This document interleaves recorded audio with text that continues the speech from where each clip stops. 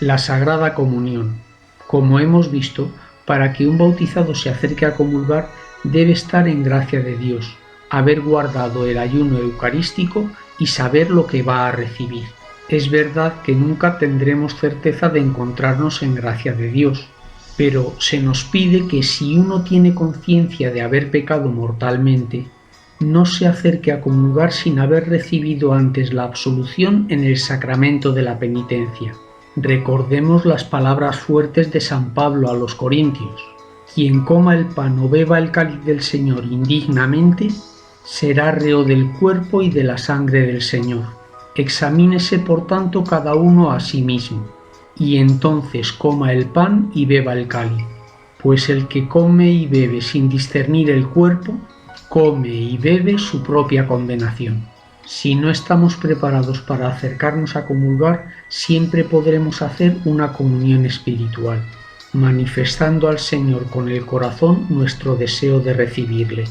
Los efectos de la comunión en quien la recibe son los siguientes: acrecienta nuestra unión con el Señor, perdona los pecados veniales y preserva de los mortales, y refuerza la caridad del que comulga, por lo que fortalece la unidad de la Iglesia, cuerpo místico de Cristo. Para entender mejor cómo la comunión nos protege del pecado, voy a poner un ejemplo. Cuando me ponen la vacuna de la gripe, mi cuerpo recibe virus debilitados contra los que fabrica defensas, anticuerpos, que me protegerán con rapidez cuando mi cuerpo entre en contacto con virus no debilitados, por ejemplo, en una epidemia. De forma semejante, recibir hoy la Eucaristía me protegerá en la lucha contra el pecado mortal cuando llegue la tentación. Pero la vacuna de la gripe no me asegura que no voy a contraer la enfermedad, ya que puedo entrar en contacto con una variedad del virus frente a la que no estoy protegido. Tampoco la recepción de la Eucaristía me asegura no caer. Por eso debo alejarme de las ocasiones de pecado.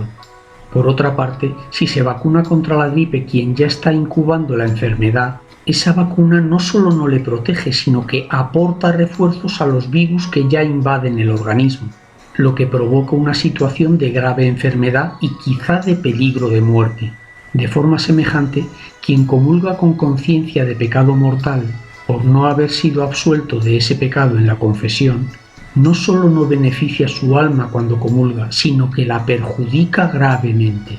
Es lo que decía San Pablo a los de Corinto: por ello hay entre vosotros muchos enfermos, y no pocos han muerto. La Iglesia recomienda la comunión frecuente y, como hemos estudiado, impone la obligación de comulgar al menos una vez al año durante el tiempo pascual.